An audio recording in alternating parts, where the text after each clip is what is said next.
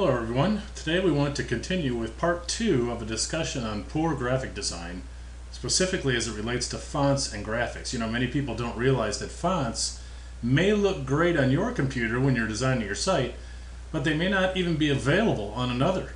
People may be looking at your site in a completely different way than what you do.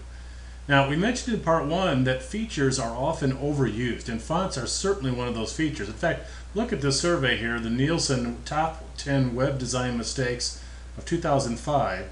Number 1 by a landslide was legibility problems. Now, that tells us a lot. That tells us that people who are trying to design sites to make them legible, certainly to get across a message that's important, are making them not legible. And that is the biggest complaint, at least in that year, but certainly it has been continuing on. Now, here is a list of common browser-compatible fonts that are safe to use. The sans serif family, you're familiar with these certainly. The serif family, Times New Roman, Arial are very, very common. And then, of course, the Courier or the monospace family. And you might be saying, oh, those are so ugly. Now, one thing that you have to keep in mind, though, is that they are compatible with different websites and different browsers. And if you want to use a fancy font, it is often better to use an image for that font rather than the font itself. Now, let's look over here at the 10 basic visual web design mistakes, and this is from our friends at firstwebdesigner.com.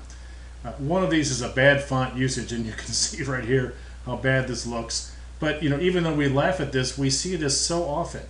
And then, of course, you have the problem with no images and text that's just run together without any spacing at all, which of course takes you to this section on having no paragraphs at all. And then of course a very tiny font size, it makes it not legible as well, and the list goes on.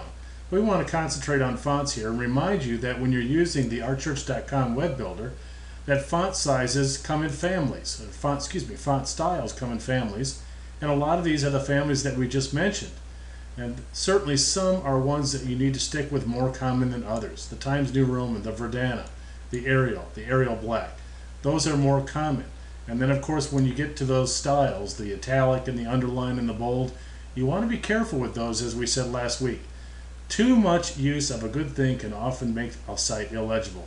And we want to make sure that the site is legible first and then classy and stylish second. So that's our web tip for this week. More to come. Thank you.